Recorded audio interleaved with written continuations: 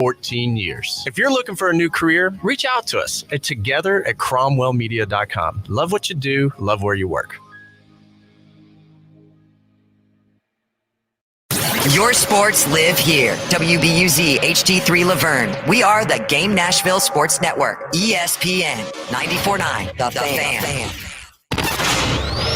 30 years of the best sports talk in Middle Tennessee. It's the George Plaster Show, featuring Tennessee Sports Hall of Famers Kelly Holcomb and young gun Billy Derrick. And now, here's your host, George Plaster.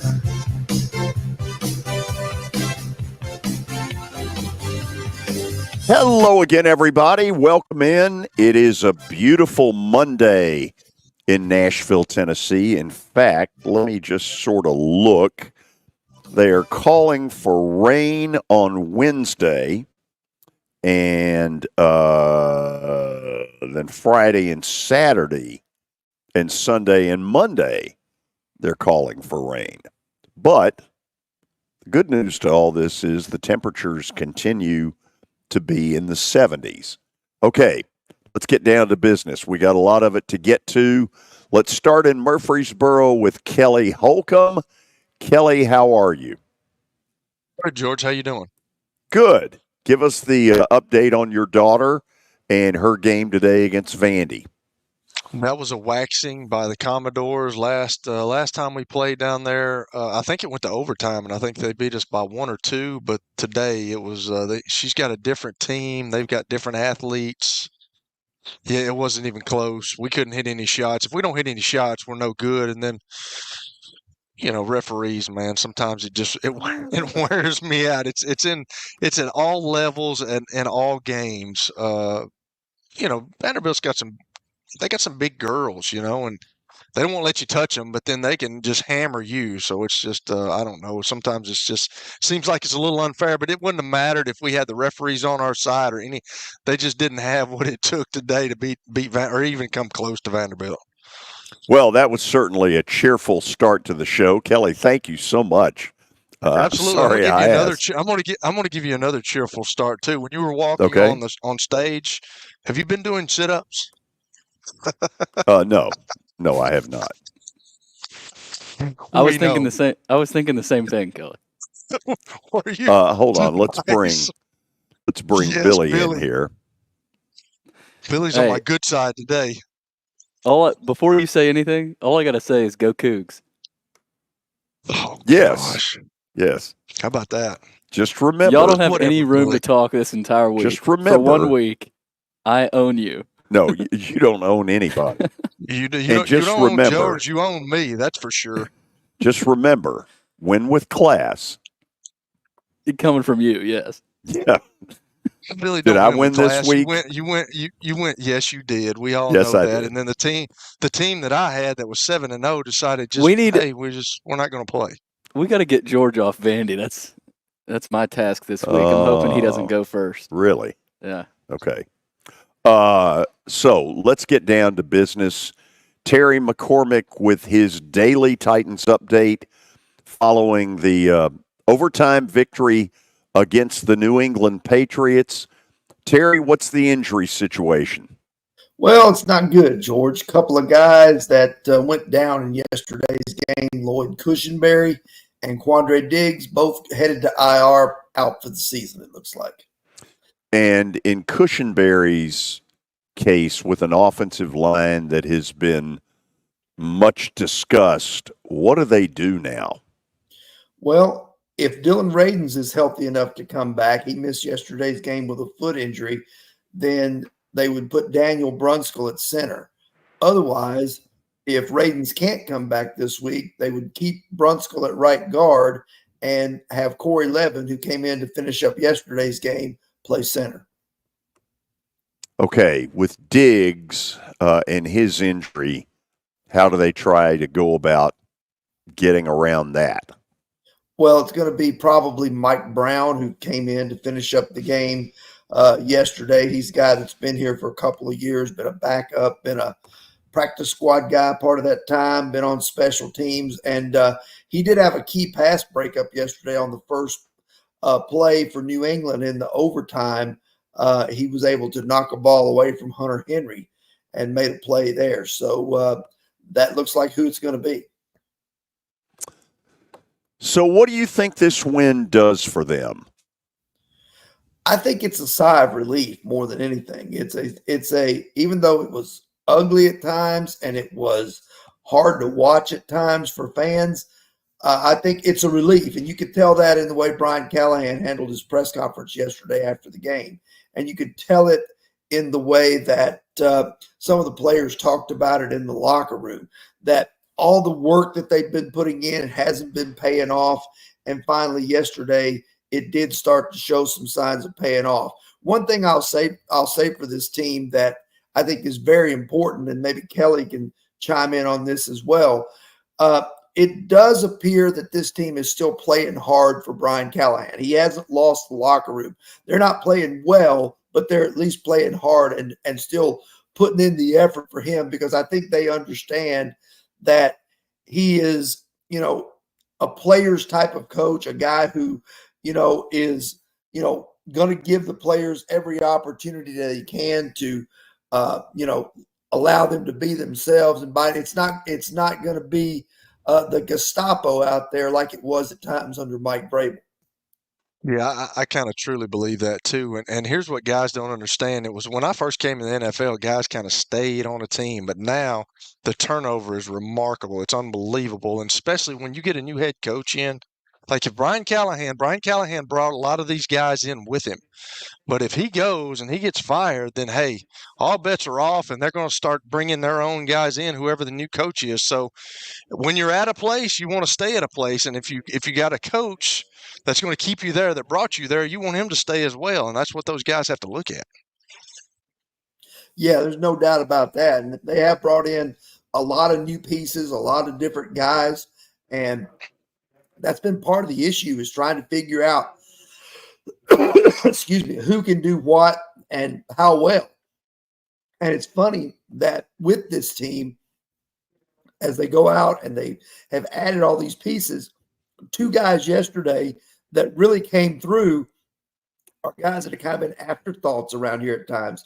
One is Nick Westbrook-Akina, who continues to make plays at wide receiver, caught a touchdown in his fourth straight game. And then the other on defense, Jack Gibbons had 14 tackles yesterday, 2 for loss and half a sack. So tell us what the decision-making process was on Will Levis not playing yesterday, best as you know it. Well, what Brian Callahan said was that they had limited him through the week, but they wanted him to throw every day, which he did. He felt a little bit of fatigue in the shoulder on Thursday. So at that point, they were leaning toward him not playing again this week. Now, what he said today was that if all goes well, he anticipates Levis being the guy. They're going to increase his workload this week, see how well he handles it. And I think their aim is to get him back out there. Okay, we'll end it there. Terry, as always, thanks for the update. We'll talk soon. All right, sounds good. Probably tomorrow. Terry McCormick's Daily Titans Update here on the show. Okay, Billy, we now turn it over to you. Mm-hmm. Don't screw it up. I won't. I never do. It's brought to you by Lori Burnett Leland. You can find her online at mortgageladyyusa.com or give her a call, 615-969-4350. Well, it was a good weekend for Nashville sports. The Preds won. The Titans won. The Vols and Vandy all won. The last time that happened was in November of 2019. Preds got a win over the Blues. Titans got a win over the Jaguars. And Tennessee beat Missouri. Vandy beat ETSU. So that isn't that crazy how that hasn't happened since 2019? Wow. Interesting. Preds back in action tonight. Kings in town. They need another win. They did get a win over the Avalanche, which was encouraging, but they got to keep going. They do. The on again, off again, ready to play one night, not ready to play a next. That's just not the recipe. In the NFL, the Bucs are banged up tonight. No Evans, no Godwin, Bucky, Irving, McMillan, and Shepard are all questionable. And meanwhile, they got to go into Kansas City and try to beat the Chiefs. Chiefs are 9-point favorites. You don't see Good a line luck. like that very often. Yeah. I did see something where Andy Reid, he's struggled against the Bucks. What is his name, Kelly? Bucks head coach. I always forget it. Todd Bowles. Todd Bowles. So Todd Bowles, they know each other well, but you need some players. You need some receivers to beat the Chiefs. The Saints fired head coach Dennis Allen after losing their 7th straight game after starting the season 2-0. Special teams coordinator Darren Rizzi has been named the interim. You can't lose to the Panthers. It's interesting. Some players have come out and really ripped Allen in the aftermath of this decision. So it appears that he did not make a lot of friends in the clubhouse, so to speak. Correct. It's the first midseason firing for the Saints since Tom Benson purchased the team back in 1985, so not something the Saints typically do. The Raiders fired offensive coordinator Luke Getsy. They also fired offensive line coach and quarterbacks coach Rich Scangarello. Antonio Pierce said he hasn't decided who will call plays or who will play quarterback once his team comes back from the bye week. I think Antonio Pierce is clueless. I mean, the amount of dumb things he said and done, he's not a head coach. I'll say this. If you remember the year the Bengals made it all the way to the Super Bowl, the Raiders lost to Cincinnati in the opening round 27-20 with an interim coach, Rich Bisaccia. Mm-hmm. And they should have hired him. More and more it looks that way. I remember that. Well, he's got didn't he hire Marvin Lewis to kind of help him and sideline discussion, sideline stuff, keeping care of the clock, looking at the clock in certain situations. I'm sure Marvin Lewis is telling him, he's kind of helping him along with this head coaching stuff, because it's not easy when you're a former player. Like Dan Campbell's, he's done a really good job, but like sometimes when you're a former player, it's kind of hard to step into that arena. And I think bringing Marvin Lewis on, I'm sure he voiced his opinion about that. So I'm sure it was well thought out by Antonio Pierce. I know you're always hating on Antonio Pierce there, Billy, but he said some dumb thing. I'm not hating on the guy, but there's just so much going on inside that locker room. Really, every week is a new.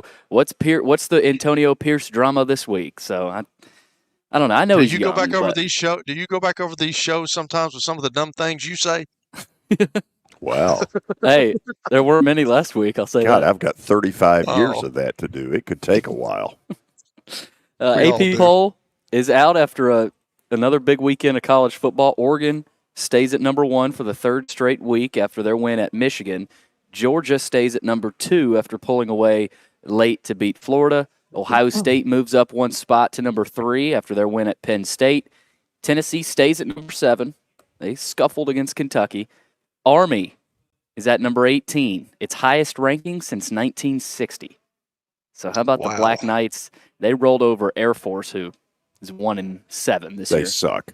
Vandy's win at Auburn put the Commodores back in the poll at number 24.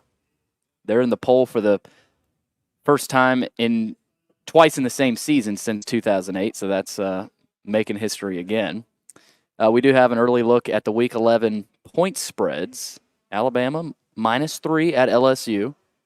Georgia -2.5 at Ole Miss. So a couple of road favorites for Bama and Georgia. South Carolina's a 3.5-point road favorite at Vandy. We got road favorites everywhere. Florida's not a road favorite at Texas, though. No.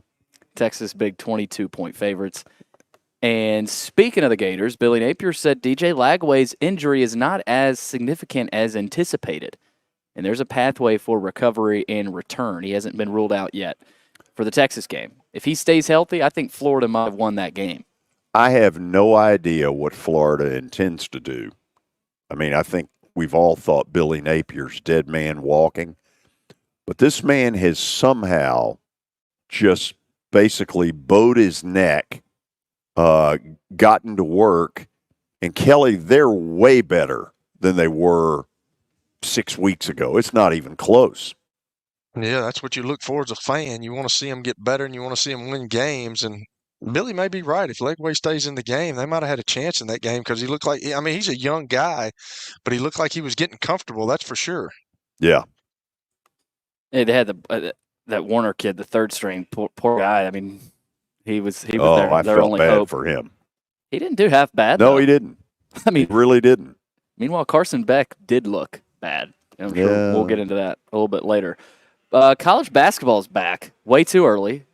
We say this every year. I still don't think it should start until Thanksgiving week, but Tennessee hosting Gardner-Webb at 6 o'clock. Memphis and Missouri tonight, probably the best game of the night. And all of a sudden, though, Memphis will be down a player. They just had a player enter the transfer portal, Tyreek Smith. The morning of their season opener against Missouri. Really? Yeah, and So I wonder what happens in a situation like that where he's been practicing, and now you find out that he's in the transfer portal. If you're Penny Hardaway, what do you do, George? I know what he'd like to do. I don't think that's legal. Without knowing any of the situation, one of the things that goes on now, and coaches will tell me this from time to time, is that, you get on a player in practice and he gives you a look that sort of says, check back with me in about 18 hours and see how this little chewing out goes. Seriously. Oh, yeah, because, they now have kind of an upper hand to be able to say, not so fast. So Tyreek Smith is looking for his fifth college. That's nice. After transferring from Texas Tech to Oklahoma State to SMU to Memphis, and now he's looking for another school. There you go. Mm-hmm. How does that work when you go look for a job? Tell us about your college experience. Well, which one? How many were there? 5. 5. If you add 4 more, that would make it 9 times. 9 times. That's ridiculous. Yeah, that's crazy. It's a big year, though, for Penny Hardaway in Memphis. They've got a test tonight against Missouri. Vanderbilt doesn't have much of a test. Maryland Eastern Shore in town. And a big first year for Mark Byington and company. A lot of new faces, a lot of experienced players, but there's some Vandy fans that have to get used to this roster and see what happens. But you going to Preds or Vandy tonight? I'm going Preds. Okay. Okay. Hey, more opportunities. I'm going to tell George one more thing, too. I'm going to tell you, gym shoe operation is going to Memorial Gymnasium right now. Good gracious. It is a little on the warm side. In fact, it's a sauna. You should have seen the Memphis game a couple of years ago, Kelly. Unbelievable. Yeah. Is that what you were talking about? No, I'm just talking about all the construction. I'm talking about all this. Getting to a place. They told me I couldn't park somewhere. Good gracious. Yeah, that's not I don't think that's Kelly's happy place, trying to get through Vandy. Yeah, but Kelly may have tried to park on top of the gym, for all we know. Well, I was just hoping not to get towed. That's what I was. That's that was good. My whole goal, and you know what? I didn't, so I'm good. That's a good goal. Okay, after the break, we'll get to Kelly's analysis, interspersed with some of mine, of the Titans' second win of the season over the New England Patriots. Went to overtime. Big interception by Amani Hooker to seal the deal in OT. Anyway, we'll talk about it when we come back. This is 94.9 The Fan. It was the most horrible experience that any mother could ever go through. I knew that I needed to get help. My friend, she immediately said, "You need to call Bart Durham." And you guys were there within an hour. You guys are like family for us. Yeah, sure is nice to connect with the people that you're doing your best to help.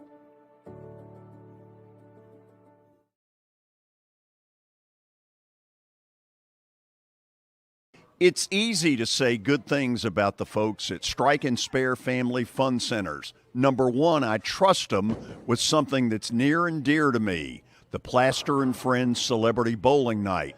But more importantly, I see the fun people have. They enjoy the bowling, they enjoy the camaraderie, and you will too. Come by any of their locations and get ready to have some fun.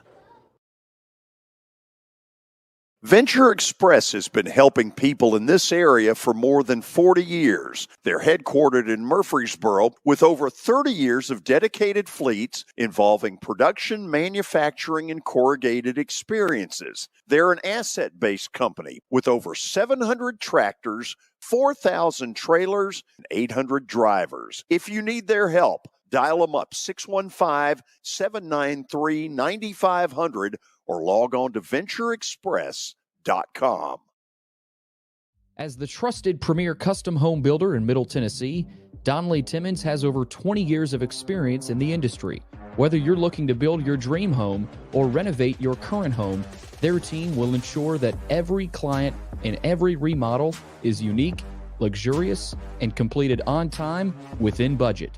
Founders Dustin Timmons and Joey Donnelly have over 25 years of construction experience in the Nashville area. Together, they have completed projects in Forest Hills, Oak Hill, Green Hills, Franklin, and Brentwood. Dustin and Joey believe that communication is the most important aspect of all construction projects. Therefore, they personally manage each project themselves and are involved in job site activities on a daily basis. Their commitment to quality and integrity has earned them an outstanding reputation among their clients. Contact them to set an appointment for a free consultation or to view some of their completed projects. Give them a call at 615-456-7983 or log on to DonnellyTimmons.com. 7983 or log on to DonnellyTimmons.com. It's the George Plaster Show. Your sports live here on 94.9 The Fan.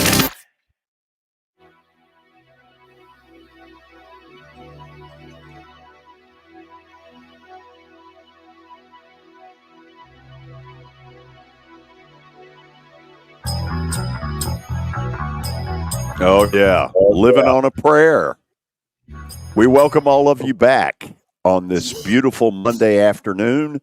So, for those of you who are watching by way of podcast, we're going to show you 2 or 3 highlight plays of the game, and then Kelly and I are going to bat a few things around. Let's start with the opening drive of the game, where the Titans looked extremely good. It culminates with this 10-yard touchdown pass to Nick Vanette, 7-0 Titans. Here is the final play. Well, we're going to see the touchdown again to Vanette, and amazingly, he gets in again. So it's 7-0 twice. This is the final play of regulation where the Titans decide to rush 3. Drake May basically had forever. And I don't care how good your defense is. If you give a quarterback 11 and a half seconds, that's what's going to happen. So the Titans have a really good drive in overtime. Kick a field goal, take a 20-17 lead, and here is the play that ultimately sealed the deal. When it left the bat, you worried, but there was Amani Hooker with his second interception of the day, and the Titans get themselves a 20-17 win over the New England Patriots, who frankly are not very good. So, Kelly, let's talk about some things that went on yesterday. I'm going to go first with some good, then with some bad. You ready? All right. Yeah. Mason Rudolph, I think, is a very serviceable backup. This is a guy who has won games in the NFL in a backup role over the years. His numbers yesterday were really pretty good. And, I thought he played winning football for the most part. I did too, and it shows you that if you can protect him a little bit, which I know who they were playing, but if you can protect him a little bit, he can be accurate with the throws. He's got a chemistry with Calvin Ridley. There's no question about that. He can get the ball to him. I'll be honest with you, George, and this is one of those guys that nobody really thinks about, but Nick Westbrook-Akine is a pretty good player, and nobody wants to give him his props a lot of times. They want to bring in guys and do this and do that. And you know what? When he plays, he makes plays. And you got to love guys like that who are not these guys that people look at, the fans look at, well, he's a backup. You know what? That guy gets in there and he plays. And now since DeAndre Hopkins is gone, he stepped in. He's played well. He catches the football. He's a big target, and he just makes things happen. So I was happy for him. But like Mason Rudolph, I thought the line protected him well yesterday. When you have a 100-yard rusher, and I always bring up those Jim Mora stats that he used to bring in every Monday when we had a game, win or lose. And one of the deals was if you have a rusher that rushes for more than 100 yards, your percentages of winning the game go way up. And yesterday, Tony Pollard had over 100 yards rushing. He's one of the great off-season acquisitions that the Titans have. That guy can play. I would get the ball to him as much as he can. He caught a couple out of yesterday, but he caught one out of the backfield, like on a little Texas route is what they call it, a little angle route. He looked really good. He can catch the ball. He hits the hole really hard. So I thought everything it looked different. Now they're playing the New England Patriots. They're kind of in the same boat. But right now, with watching that game yesterday, I think the New England Patriots have found their quarterback of the future. The kid's going to be pretty good, I think. I think that's what separates them from the Titans right now. Obviously, the Titans beat them yesterday, but I think there's still question marks there. I think Drake May is starting to take those question marks off of his back, and I think he's probably going to be pretty good for a while. Okay, let me raise my hand. Guilty is charged on Nick Westbrook-Akine. I have not given him his just due, and he is, with each passing week, proving me wrong. Yeah, guys that are unheralded coming into the league, nobody knows much about him. He just goes to work every day. He brings his briefcase. He gets in there and watches film. He's prepared, works out.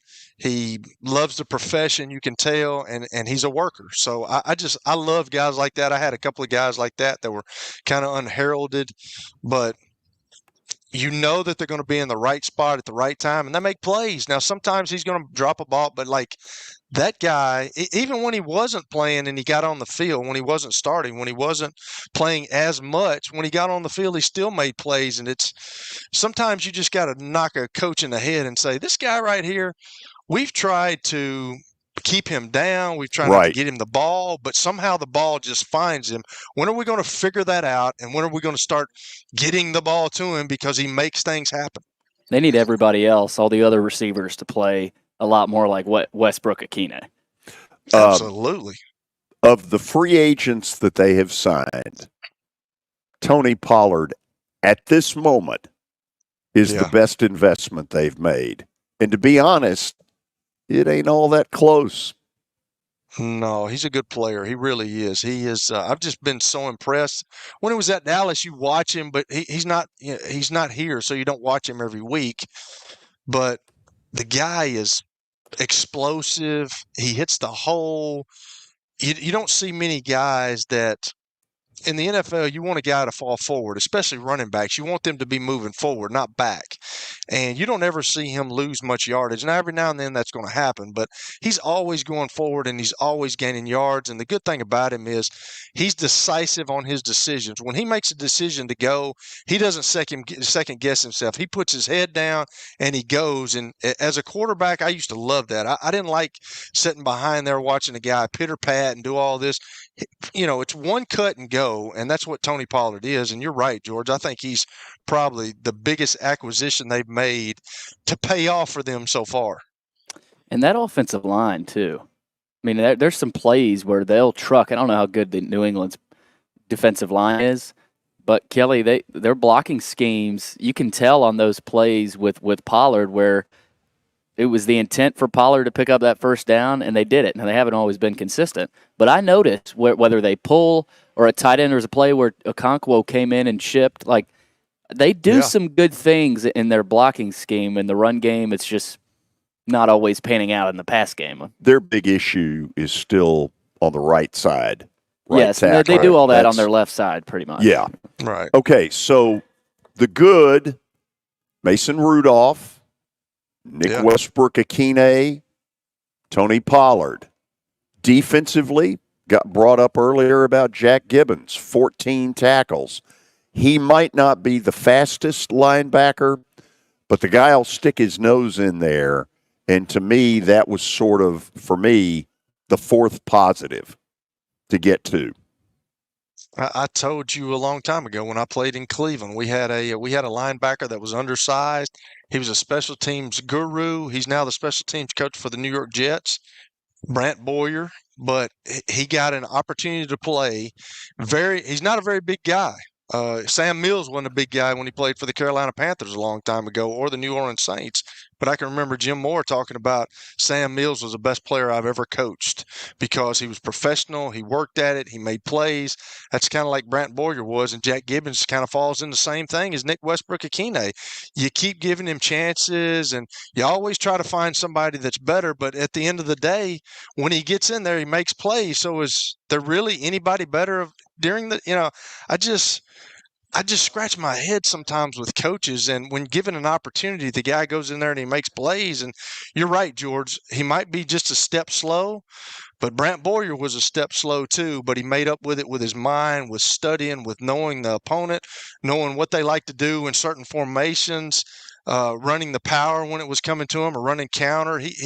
Those guys study, and if you're smart and you understand the game, and it comes natural to some people. Some people are just freakish athletically, but like a Jack Gibbons or the guy I'm talking about, they had to study a little bit more. But Right. just because they have to study a little bit more, they're a tad slower, but they're always in the right place at the right time, and they make plays, and that's what Jack Gibbons does.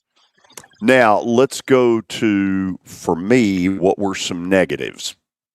Okay. When the Titans get the ball back up 17-10 with about 2:50 to play in the game and New England having timeouts, Brian Callahan has got to sit there and say to himself, we got to make 2 first downs. We cannot give this ball back. And his play calling at that moment, in those 3 running plays straight up the middle with New England basically in an 8-man front, Kelly, that isn't going to cut it. It probably comes down to a trust issue, George. He's not trusting Mason Rudolph right now, and I don't know why. You give him an option where maybe you roll him out and you give him this, and then, hey, if you don't have it, don't throw the ball away because we want them to at least use timeouts or take time off the clock. Just get as much as you can, get on the ground, keep the clock running. Certain situations like that, George, coaches sometimes tense up, and if they don't trust what's going on, like I can remember, you remember the AFC Championship game, or it might not even have been the AFC Championship game when Tom Brady and Peyton Manning were going back and forth, and Bill Belichick went for it on like fourth and 1.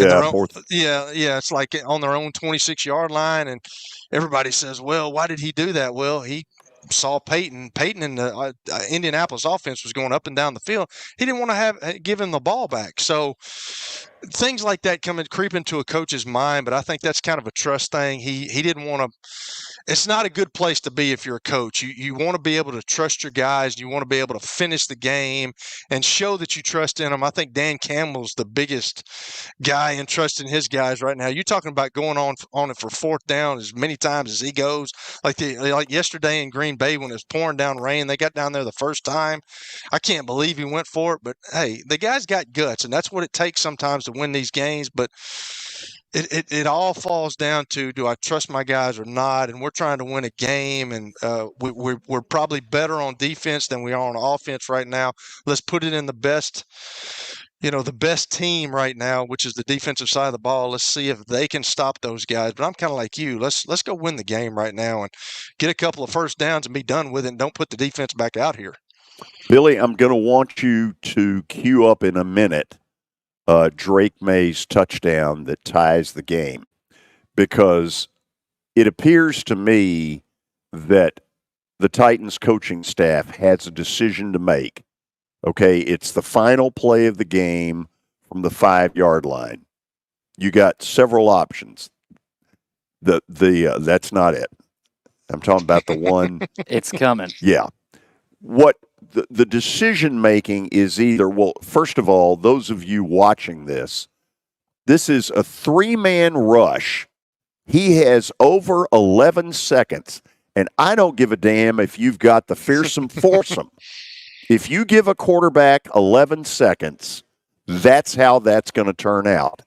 I was very disappointed in their lack of aggressiveness in that final play in regulation. Look, stuff's going to happen. You know, there are pros on both sides. But to sit there and think that you can go 3-man rush, knowing full well that May is going to be able to dodge and weave because he can run. He's an athlete. Knowing that, how can you bring 3? George, it's man, you use the back end line. I've talked about this before. You use the back end line as another defender. It's hard to throw the ball down there. So if you're quarterback, you love rushing 3, but what they did, they lined down in 4 right there. They brought 3 and they backed one of the guys out. Now I don't know if he was supposed to spy him. I don't know what he was supposed to do. I go back to what the Texans did last week. Not this past Sunday, but the Sunday before when they played, I think it was the Thursday night game or whatever it was. But the last play of the game, they rushed 3, but they had the Anderson kid from Alabama. They had him spying the quarterback. And then once the quarterback made a decision to take off somewhere, then he ended up sacking. That's what I like right there. I'm with you. I don't like rushing just 3, but I understand why you do it. But if you're a quarterback, you have to, when you get down there close, a lot of times things are not on schedule. When you go back and you drop back, it's hard to drop back 3 steps, hitch, and then throw it. And that's a lot of time I got myself in trouble like that because I wasn't a Drake May. I couldn't move like that. But you have to, like the Aaron Rodgers of the world or guys that are known to do that kind of stuff, they want to try to buy themselves some time and give their receivers an opportunity to work. And it does put you in a precarious situation, that's for sure. But even when he threw the ball up like that, I can't believe that somebody didn't knock it down because that was kind of a floater. Yeah. They finally got to him, and it was kind of a floater, but it was one of those deals where it was a perfect pass, and you can't defend the perfect pass. Okay. Couple of other things.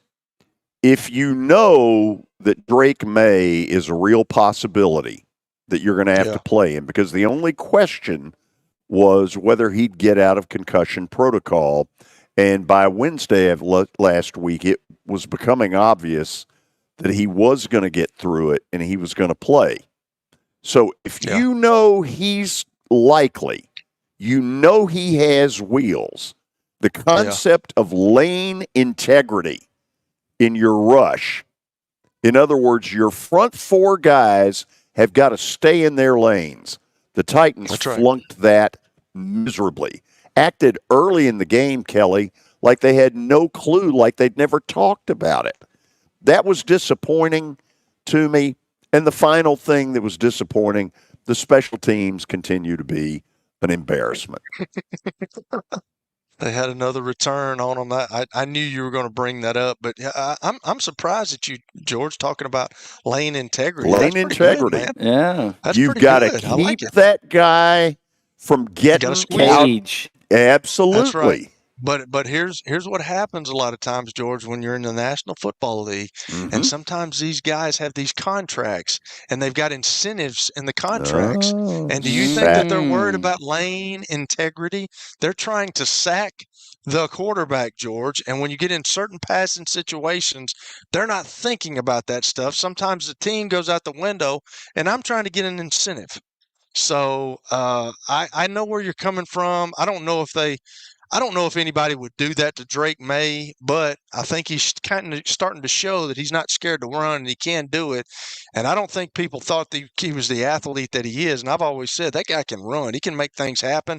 And the Titans found that out a little bit yesterday. Now, he made the bad mistake there at the end of the game where you've got to see that safety. When you're throwing the ball up like that, you cannot throw it over the other side, not see the other safety. I've done it. Everybody's done it. That's one of those deals where he's got to gain experience. But those guys in the back end in the NFL can run, and they can make up a lot of ground real quick. Kelly, in theory, this is not a win that's going to propel them to, playoff contention or wild card contention. It would appear to me that it's a win that that creates a little better mojo in the locker room. Tell me what else you think comes out of this. Well, obviously it was a sigh of relief for Brian Callahan. I mean, the guy got teary-eyed. I don't know. Like, I was going to ask y'all too. Like, what does that mean? Like, I know it's emotional sometimes to play the game and to win a game. Like, people don't understand what it takes to win a game just from Monday through Sunday or whenever you play. There's so much that goes into it. So much film study, so much meeting, so much practice time, so much working out, getting your body right, staying hydrated, eating the right thing. There's so many things that go into it that I don't think people understand. But with the emotional kind of release that he had, like, I mean, do we think like maybe he thought that his job's on the line? Maybe if you don't beat the Patriots, they're just as bad as we are, and if I don't beat them at home, could something be coming down the pike for me? Okay, this is really interesting you put this out Good here. stuff. Because I have thought for a while that he's been coaching scared. Okay. 3 weeks ago, when they decided to play Will Levis, he put together what I thought was kind of a Gerber's baby food offense designed to minimize the risk of having to play Will Levis. Nobody liked that at all. He got roundly criticized for that. Yesterday, the amount of emotion he showed for a team that was 1-6 that goes to 2-6 caught a lot of people off guard, which makes me wonder, has he been feeling a vibe from Amy Adams Strunk and or Rand Carthon or whoever that you better get this thing in gear or else? Now, if that vibe has been thrown at him, shame on them. Yeah. Because he's in year one. I mean, right. Really? And you didn't draft this young quarterback that everybody said was going to be the next coming and we thought was going to be the franchise guy, and he may be. I'm going to keep emphasizing that. He may be. We don't know, but right now he has not lived up to what they thought he was. And I'm not sure, just by that, what we were talking about with Brian Callahan, I'm not sure that he's really anxious about putting him back in the game. That's what it feels like to me. Would you be? I would not. No, I would not. Yeah. Right now, if you can protect Mason Rudolph, he can make some things happen. He's got the ball to Calvin Ridley. He's kind of got a deal like I had with Dennis Northcutt. Like, you don't know, but I think DeAndre Hopkins, we all talked about, was Will Levis's security blanket. He's starting to make things happen with Calvin Ridley. Plus, he's got Nick Westbrook-Akine, who's playing really well. So I don't know. I wouldn't. If I'm the coach right now, I'm going to let him get as well as he can, and I'm going to ride this thing out. But I think he has to come back and he's got to play at some point because they have to know. But maybe they do know. Well, I don't know. Here is the problem.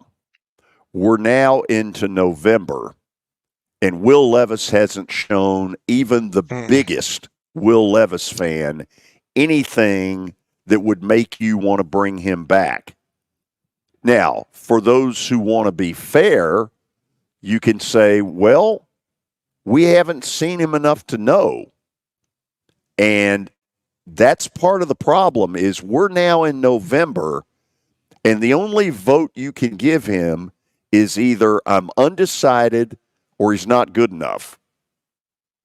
Yeah, it's one or the other. Yeah, and he did the same thing at Kentucky. He's got to be on the field. Like, I got so irritated when I was playing because you want to play, but Peyton never got hurt. Peyton had an offensive line.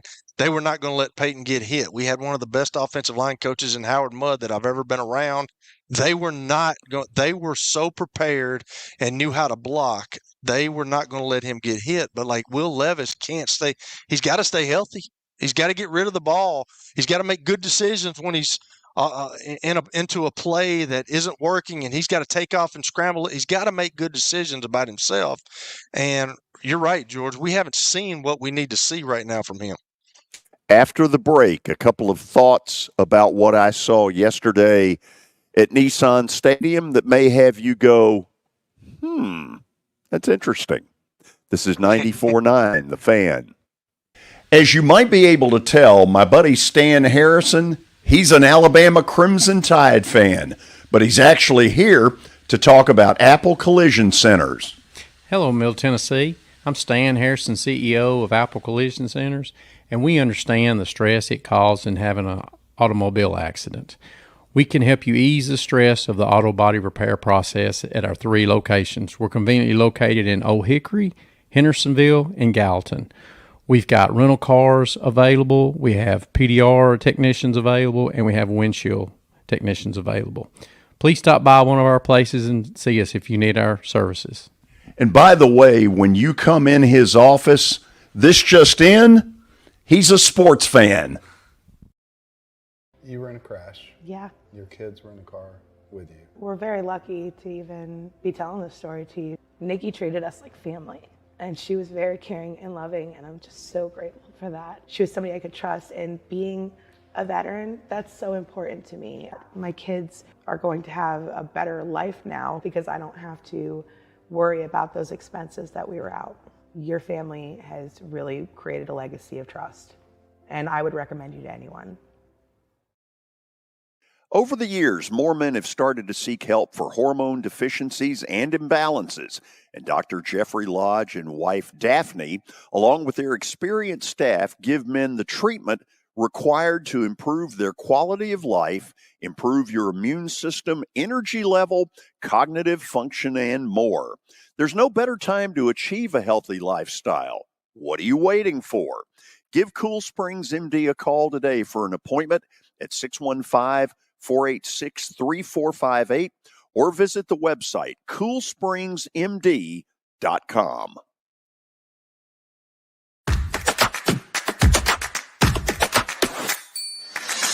Are you concerned about the Medicare Part D changes for 2025? Believe me, you're not alone. You need to contact Pancos Benefits. They'll make the changes clear and easy to understand. Trust Pancos to guide you through it all. Their knowledgeable team is here to help you understand the updates and make informed decisions about your Medicare coverage. Don't navigate these changes alone. Call Pancos Benefits today at 615-292-3400 and choose option 3, or visit pancosbenefits.com. That's 615-292-3400 and choose option 3.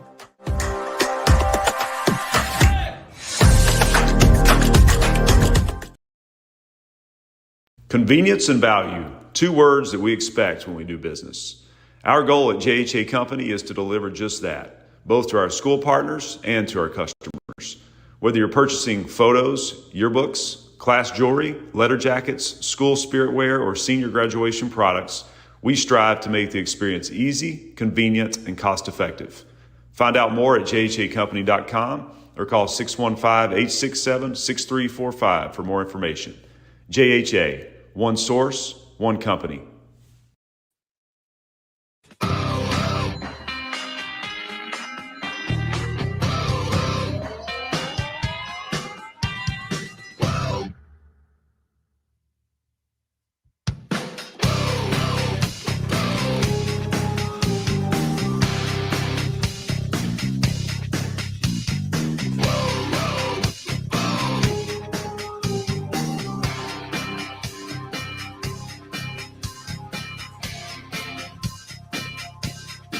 Okay, here's something that caught my attention yesterday during the game.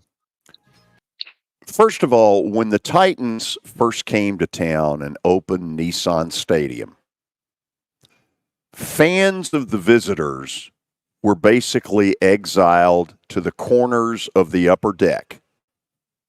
And you would see a couple of sections in each corner of the upper deck, and that would be where visiting fans would be exiled to. And look, in most places, the visiting fan doesn't get the 50-yard line seat. That's kind of a given.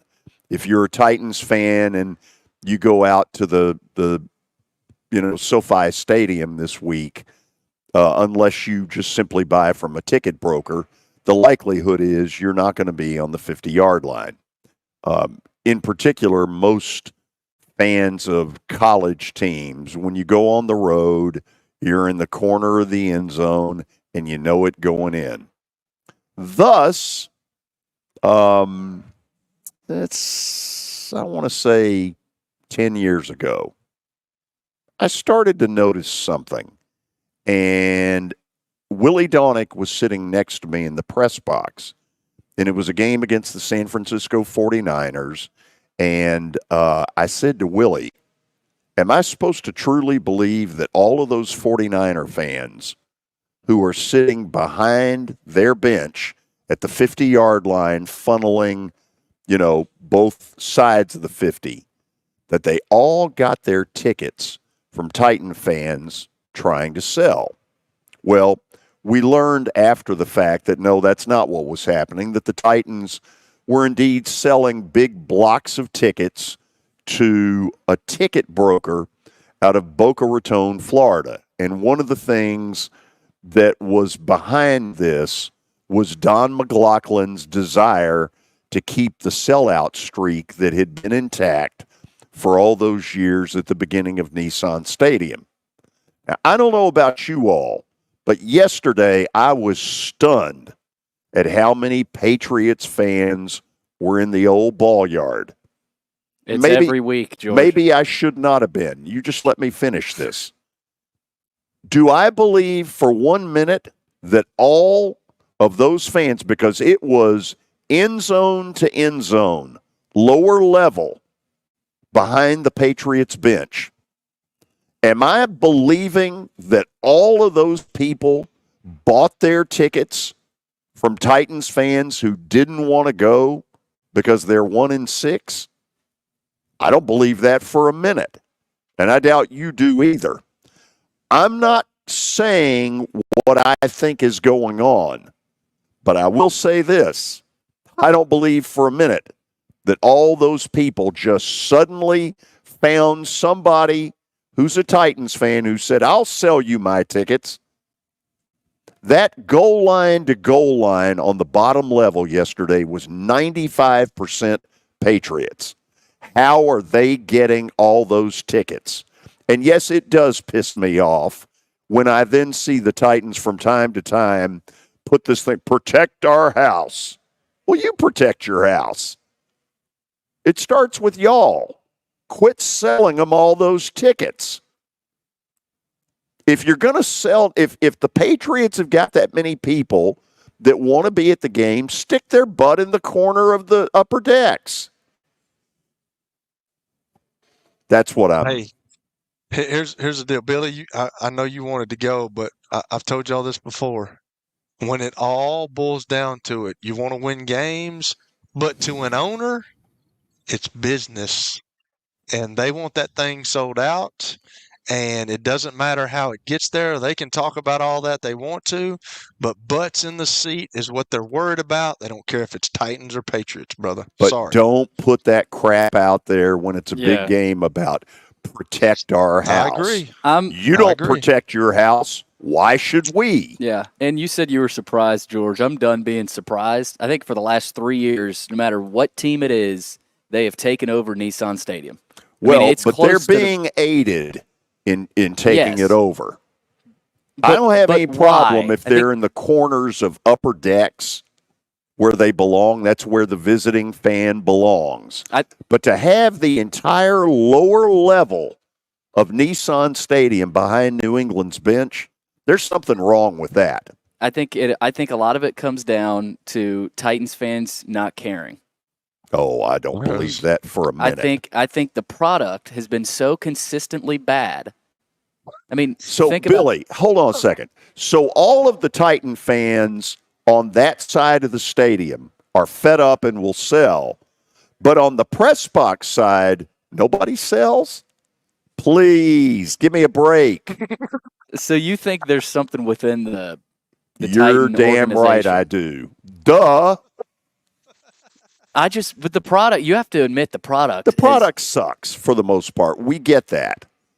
I mean, how many times do you sense an excitement for a Titans game day? Not very often, but Billy, Is the lack of excitement all on the visitor's side? I mean, explain that to me. I mean, I think maybe that's where they sell their. Oh, Billy, stop it. This is a bad argument you're trying to make. I'm not trying to argue with you. I'm just saying. Kelly's laughing at you. I'm just saying. Business. But that's on Amy Adams' Shrunk at that Well, point. it's on somebody. Who knows who it's on? I'm just saying that it sure seems like the team is making it very easy for the visitors to have 50-yard line seats and to have all the entire lower bowl yesterday on that side of the stadium tells me it's more than just fans selling tickets. Am I a little cynical? Yes. Am I telling the truth? Probably. We'll go to the break, and then Stat of the Day is up next on 94.9 The Fan. Star Physical Therapy was established in 1997 with one great mission: to serve. If you're hurting, don't wait to receive physical therapy.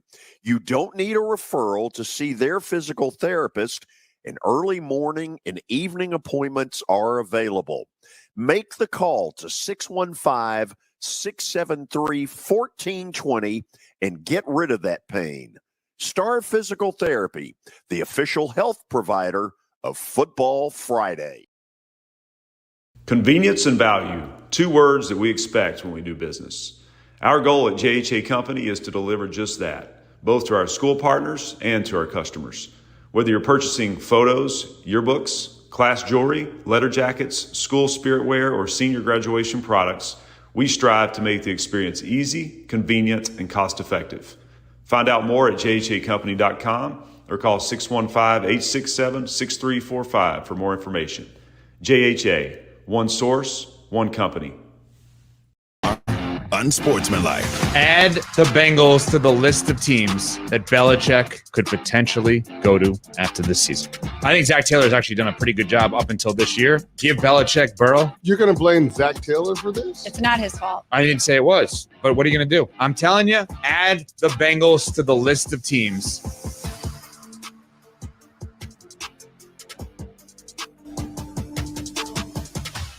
Evan, Canty, and Michelle are unsportsmanlike. The suggestion that Mike Tannenbaum made on Get Up, if the Lions get Myles Garrett and the Browns get 3 first-round picks, a 2026 second-round pick, and Jahmyr Gibbs, if the Browns were ever offered that and they said no, just fold. This is draft day. Sonny, we getting all my picks back? I want David Putney too, though, and pancakes. Unsportsmanlike. Weekday morning starting at 6 Eastern on ESPN Radio and on ESPN2. This week's Nashville's best deal is Black Rabbit, located on 3rd Avenue, blocks from the Ryman, T-Pack, and Bridgestone Arena. Discover the allure of classic Nashville hospitality in a historic building where the open wood-fired kitchen is the focal point that brings a bygone era back to life. Now booking private holiday parties, Black Rabbit provides everything for an evening of craft cocktails, culinary delights, live music, and over 100 whiskeys. Go to 949thefan.com/deals to get a $50 gift card for $25. In any work environment, culture is the most important thing. And what makes up the culture? The people. Hey, this is General Manager Sean Ford with Cromwell Media. And we have several folks celebrating their anniversary this month. From our sales department, Nicola Spencer celebrates 20 years. And Ted and Holly from our engineering department celebrate 14 years. If you're looking for a new career, reach out to us at together@cromwellmedia.com. Love what you do, love where you work. Your sports live here. WBUZ HD3 Laverne. All around the world on the Game Nashville app. We are the Game Nashville Sports Network. ESPN 94.9 The Fan. It's the George Plaster Show. Your sports live here on 94.9 The Fan.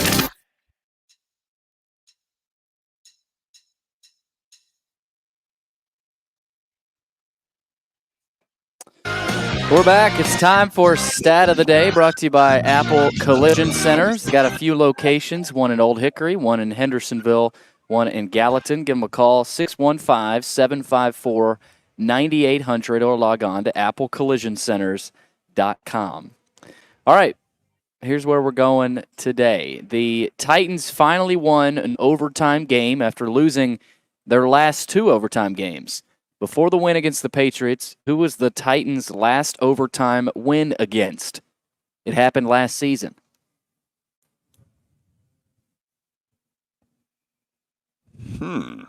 It happened last season. Yeah. I could cheat and go to their website, but I will not do that. I Who did want they to beat really in- bad, George. Okay, their wins a year ago, Texans, they did not beat, I don't think. I think it's the Indianapolis Colts. I was Kelly, going to say the Colts, too. I was going to say the Colts. we need the Indianapolis Colts. It's the Chargers. Gosh, the Chargers. Nick Folk, game winner. Oh, wow. Early Okay. last season. Wow. Okay. George is There you go. stone-faced.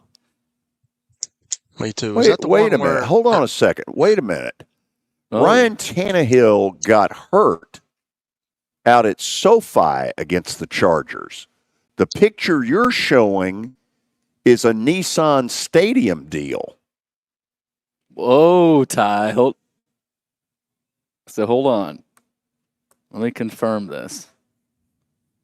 Titans, Chargers, September 17th in overtime. No, that was a home game. Was it 2 years ago Tannehill got hurt out there? I think you're Where right. They carted him off? Wow. Okay. You know what? We was wrong. Oh, wow. Kelly, we're 0-1. We must make up for Yeah. this tomorrow. You know what? They did go to overtime with the Colts, but the Colts beat them. Yep. Do we get like a quarter of a point for that? We at least had an overtime game. Okay, we welcome all of you into the 4 o'clock hour. We do have some breaking news to begin the hour. Okay, can I do first where we are? Yes. We are at the Fordyce Center in Bellevue, and Billy has breaking news, and it damn well better be important. Garrett Cole will remain with the Yankees on a 4-year, $144 million deal that he had opted out of previously. Yeah, he opted out because it forced the Yankees, I believe I'm right, to up him to $36 million next year. Yes. I remember seeing that a couple of days ago. This is not a surprise. Yeah. It's breaking There you go. news, but it is not a surprise. Okay. Going into last weekend, from a college football standpoint, I kind of said to myself, this is going to be a quiet weekend. There's not a lot there that figures to change. Let me see if we got all the upsets.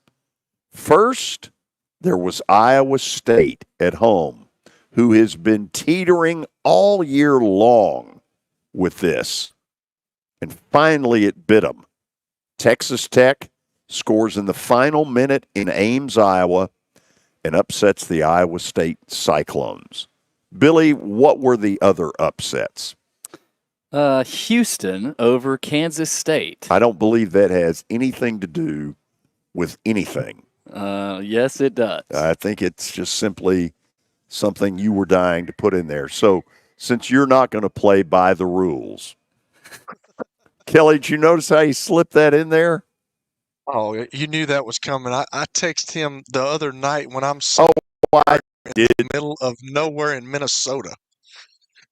I texted him as well and congratulated him. But you know what I want to do now? I want to throw this helmet at him. Every weekend, there's a home underdog that beats a ranked team, and there were multiple. Well, there were, I guess, multiple this weekend. But there was Louisville's beatdown of Clemson. Yes. Over in South Carolina. It was a beatdown. That was shocking how big a beatdown that was. Now, South Carolina's win over A&M, I don't think anybody expected a 24-point margin, but we all knew there was the potential of real trouble going in there. Mm-hmm. And there's a fourth, and now I can't remember what it is. And don't give me Houston over Kansas State. What's the fourth? Well, Minnesota beat Illinois, but they were favored, so I don't think that was a big deal. Yeah, who cares? Okay, let's get to some of what did go on. James Franklin is catching unmitigated hell. Is he? Because absolutely, because Penn State lost to Ohio State the way they always do, which is close, no cigar, and when they get in the red zone, there's nothing. Can't score. They cannot score against the Buckeyes. For some reason, they had a pick six. They scored 2 field goals after that, so they just can't. Plus, they get down on the 1 yard line, and I'm like, what are we? They get inside the 5 yard line and have 4 cracks at it and still cannot score. Like, everybody was talking about this big offense where they put an offensive lineman in and they bring him in motion and they do all this stuff. And, like, the 4 plays that I saw, he didn't block a soul. And Tyler Warren, their best player, doesn't get a single target in those 4 plays on the 1 yard line. Which was hard to explain. Their play calling was atrocious. And they brought in a new OC to change that, and nothing else changed. How do you end up on the 1 yard line with an opportunity to get the ball back, and you cannot stop Ohio State? They knew what they were going. You couldn't stop them. That's got to be so frustrating for James Franklin, because it's every year comes into this game and there's a lot of noise about the Nittany Lions and all that, and then they can't beat Ohio State. You want a good James Franklin stat? Let's hear it. Vanderbilt has as many wins over top 5 opponents since 2000 as Penn State. That's not specifically James Franklin, of course, but that shows you he's, 1-14 against Ohio State and Michigan? So in his post-game press conference, which obviously got chippy. And before that, on the way, he was talking to a student. Did you catch that? Was that the give me your name? Yes. If you're man enough to talk to me, give me your name. Right. And then the student walked away, of course. Should have said. But the student was saying James Franklin Jr. Yeah, the student was saying 3 points in the second half. Right. Which he's got a point. So here's just a thought. Franklin put it out there during the press conference that 90% of college teams in America would love to be where Penn State is. But the problem is that Penn State has not been able to get past Ohio State, doesn't ever score when they play them, because of the 13 points, 7 were on a pick 6. And Michigan, when Michigan's been good, is the other one that Penn State can't score against. Just file this one away in the back of whatever you got back there. Not much. If Lincoln Riley bolts from Southern Cal, James Franklin is going to make it clear privately, I'm available. You really think so? I absolutely think so. I think he knows that the tolerance level of that fan base is not very high right now. He's been there, 10 years now? Is that giving into the fact that he's finally conceded to himself that I can't beat Ohio State? I don't know if it's that so much as it's, okay, I'm winning at about an 85% clip, and it's not good enough. Well, how's it going to be good enough at USC since they're in the Big Ten? I mean, they don't play Ohio. Well, that is a good point. Yeah, that is a pretty good point. My thing is Penn State. If you're a Penn State fan, you have when in your history, have you been able to beat Ohio State and Michigan consistently? Well, they must have done something right. They have national championships, right? But they do. I guess if you're a younger to middle-aged Penn State fan, in the last 20, 30 years, Ohio State and Michigan have had the upper hand. So yeah, but here's the thing, Billy. It's not like they're playing in some 32,000-seat cracker box. They put 111,000 people in there. Right, but Ohio State Saturday. and Michigan, Penn State just feels like, you hired James Franklin. Who is going to go up to Penn State and do better than James Franklin at Penn State. But Billy, if I'm not mistaken, George, you correct me if I'm wrong, but when we were growing up back in the day, Penn State was not in the Big Ten. They were independent. Weren't. That's right. So they didn't have to play Ohio State. They didn't have to play Michigan. They only played them if they made it to the national championship game. So they never played those guys. So here in the last, I don't know how long they've been in the Big Ten, but they've come up short. They can't beat Ohio State. They can't do it. So here's all I'm saying about watch and see what happens. I could be dead wrong. Right. But the fan base is now very frustrated with this act. Close, but no cigar, never score when it matters against the big boys. And Franklin seems equally as frustrated with the whole, I win 85% and they're not satisfied. They're not happy.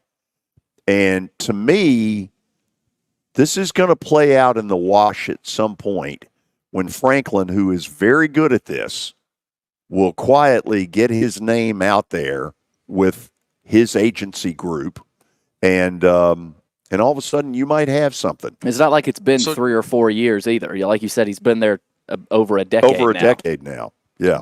So, George, so let me ask you this. Let's go to the other thing. You talk about Lincoln Riley. Is Lincoln Riley a hot commodity now? Why? Like, if you can't do it at USC is one of the blue bloods. USC's got so many Heisman Trophy winners. It's got such a tradition. They're able to get anybody they want on the West Coast, or used to. Now it's kind of Oregon stepping in there and kind of taking over what they did for so long. But like, if Lincoln Riley does leave there, like, is he a hot commodity on the coaching list? I don't know. I've heard his name linked at Florida, which I don't believe. But what I do hear is that Lincoln Riley is not totally enamored with the whole Hollywood glitzy. He's more of a Midwest guy. Right. And I do wonder what's going to ultimately happen there. The Penn State thing bears some watching. Now, they're going to get in the playoff, I think. Mm-hmm. I don't think this is a loss that knocks them out. It's their first loss of the season. I've still got them hosting a first-round playoff game. But he's going to run up on somebody and get to first and goal at the 5. And if history repeats itself, it's going to be a very unappreciative fan base met with a coach that's a little pissy about it as well. And it just seems like they are now at each other's throats. Yeah. Give me your name, young man. Billy. We'll see to it that you'll be sitting in the corner of the end zone. You won't be with the Patriots fans. Okay. Tennessee gets a win at home against Kentucky. And Kelly, I watched most of it, and there is something not quite right. Now, defensively, they're really good. They've got some people who can flat out run to the football, rush the passer, all of the above. But something's going on offense that if it continues, they might not make the playoff. I think if they lose another game, that they don't go to the playoff. Don't y'all? It depends. If they lose, there's so much. Yeah. I mean, I think they could potentially lose a close one to Georgia and still have a chance. But if they go get manhandled by Georgia, I think they're done. Kelly, when you watch them on offense right now, what do you think you're seeing? I don't know. I just watched a couple of clips because, like I said, I've been trying to catch up on stuff because I was in the middle of Minnesota somewhere and 9 o'clock at night the other night trying to get back to Minneapolis. But I did watch a couple of plays. Nico threw the ball. It looked like he played a little bit better, but there's one, for instance, where he had a guy that was wide open. And instead of throwing the ball, he moved to his left a little bit and then threw it on the run. And he didn't have to do that. Like, I'm not sure It looks like a confidence problem, right? I think he's still young, guys. We know that he's still young, but we talk about coaches and confidence in guys.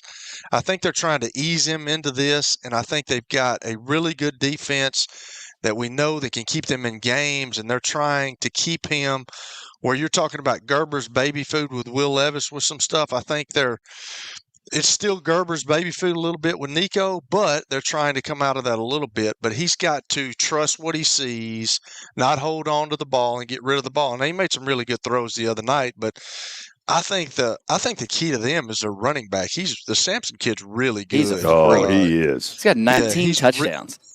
He's really good, and I think you feed him, and then you just play off him, and maybe that gets them to the playoffs. I think it's going to be something, though. I talked about it last week or the week before.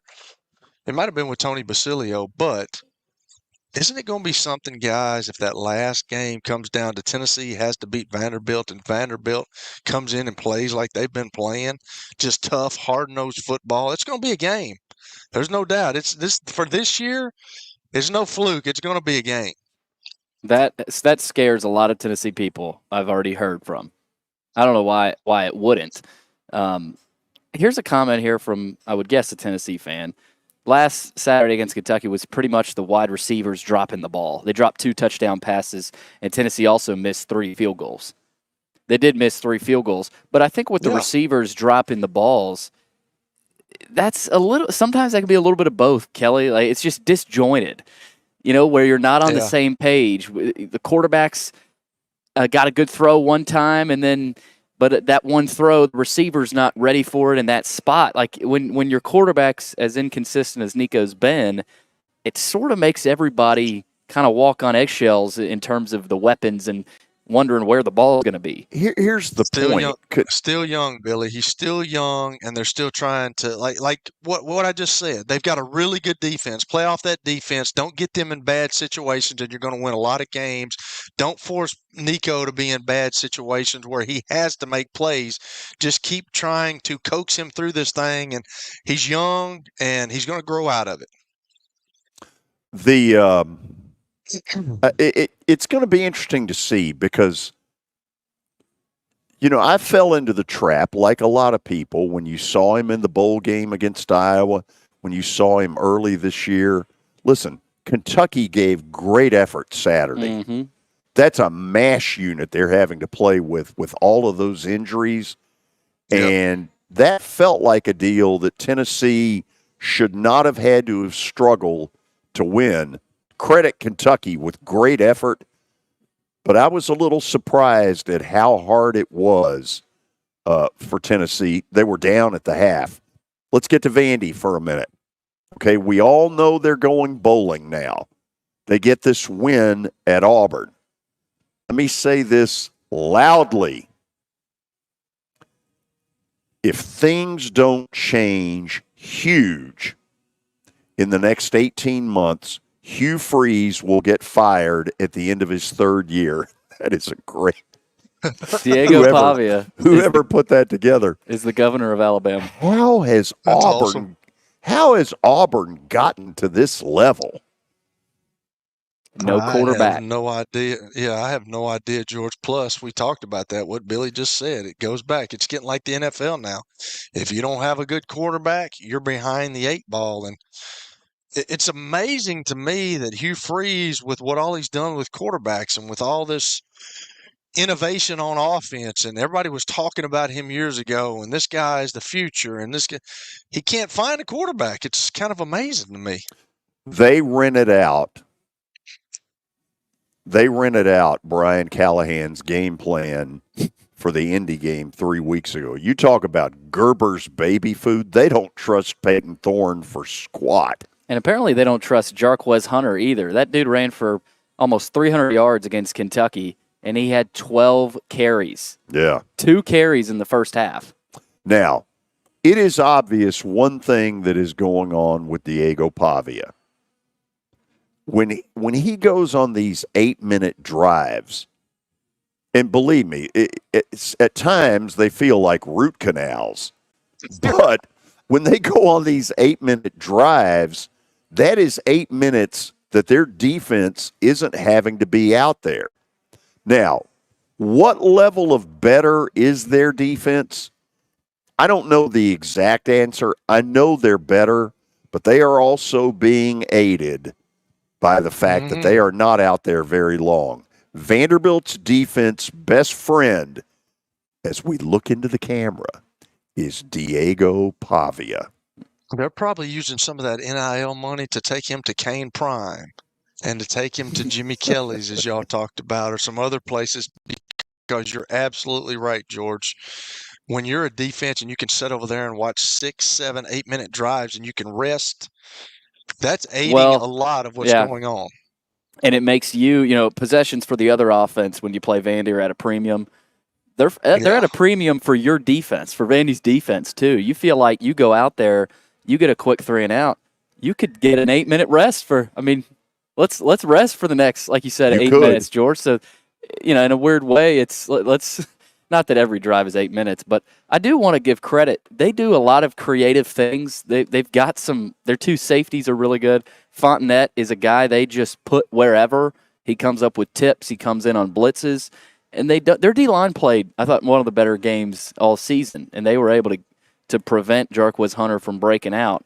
Their DBs are still iffy at times, but they're a little bit better at each spot. I think that's made a difference. But, you've also got Diego Pavia, which, Kelly talks about all the time how important that quarterback is. And he didn't even play. He was 9 of 23 for 140, 150 yards. But when it mattered, he drove them down the field plays with that when he has to. With that 9-minute drive. When he has to. Yeah. I don't know who Auburn has early next year, but in the first 3 or 4 games, if it's not considerably better, there will be a meeting of Auburn money people, and Hugh Freeze will not be invited to that meeting, and they will basically say, pony up, Buttercup, we're getting rid of him. And it's another thing too. Sorry, Billy, but like Watson talked about a couple of weeks ago, when you run what Vanderbilt's offense runs, you don't see that much anymore, and it's hard to stop.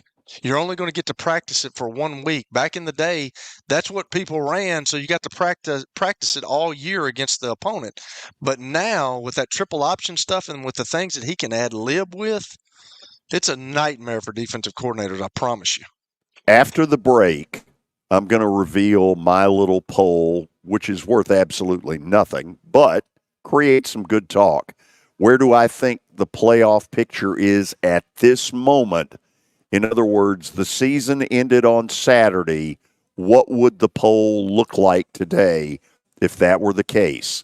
I'll release that, but the minute we're through picking it apart and probably picking it to shreds, then I want to hear from you all on whatever you want to talk about, whether it's college football playoff, whether it's how the hell are the Patriot fans getting all the 50-yard line seats, whatever it is. I want to hear from you. Phone number. If you were a Patriot fan in town for the game, how'd you get your ticket? Yeah, we want to know. Trying to get to the bottom of this. I'd be very curious to know that. 615, exactly what ticket broker did you get them from? 615-553-0933. That is our phone number. Billy, how can a person reach out to us non-telephonically? The chat room to the right of the screen on YouTube. We've got some chats already. Also, Twitter, Facebook. Just swipe up and you type your questions in there, and we want to hear from you. So we will have telephonic and we will have non-telephonic in just a moment. Mobile instrument. On 94.9, The Fan. It was the most horrible experience that any mother could ever go through. I knew that I needed to get help. My friend, she immediately said, you need to call Bart Durham. And you guys were there within an hour. You guys are like family for us. Yeah, sure is nice to connect with the people that you're doing your best to help. It's easy to say good things about the folks at Strike and Spare Family Fun Centers. Number one, I trust them with something that's near and dear to me, the Plaster and Friends Celebrity Bowling Night.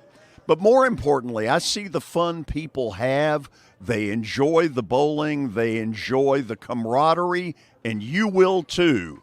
Come by any of their locations and get ready to have some fun. Here's Officer Garen Hoskins for the Metro Nashville Police Department. The Metro Nashville Police Department is on the forefront of policing in this century, and I'm glad I'm a part of it. I'm glad I get to find other good officers, other future good officers. And if you're watching today, or you yourself or someone you happen to know is interested, join MNPD.com. Feel free to reach out to us because we need good officers, and it's a great city to work for.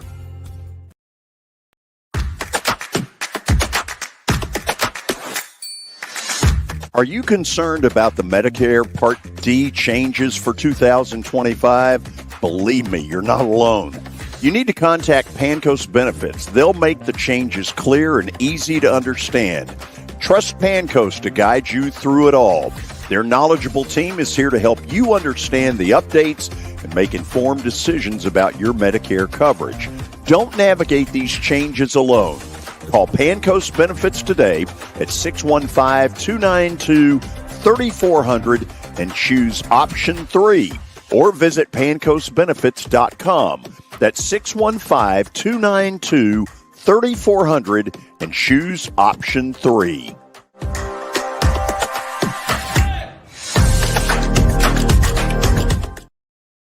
Convenience and value, two words that we expect when we do business. Our goal at JHA Company is to deliver just that, both to our school partners and to our customers. Whether you're purchasing photos, yearbooks, class jewelry, letter jackets, school spirit wear, or senior graduation products, we strive to make the experience easy, convenient, and cost-effective. Find out more at jhacompany.com or call 615-867-6345 for more information. JHA, one source, one company. Show. Your sports live here on 94.9 The Fan.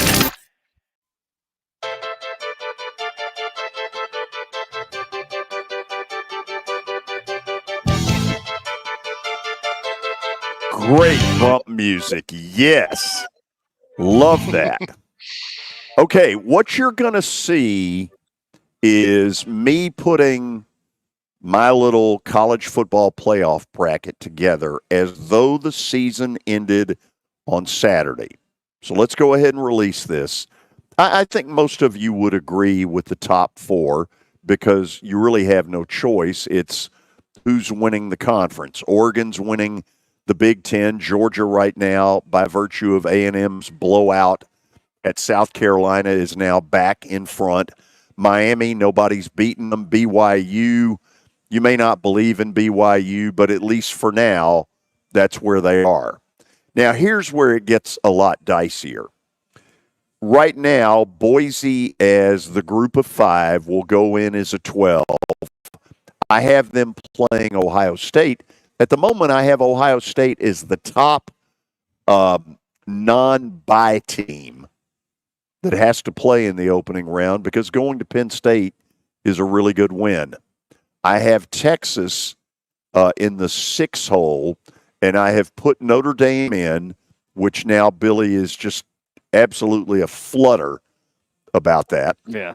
Tomorrow's a big day. I think they're going to be in. The season has another month. Yeah, but beat somebody. Army's their next. Beat somebody. A&M. I've got Penn State at number 7. You can argue where you'd put them. Penn State has only one loss. It's a very loud loss to Ohio State. And all of a sudden, SMU is now the team that it looks like Miami will have to play in the ACC title game. SMU took Pitt behind the woodshed Saturday night, and that was just a beatdown. I've got Indiana. I finally put them in there. They're undefeated. I've got them in the 8 hole against Tennessee at a 9. This is the first time I have not had Tennessee hosting.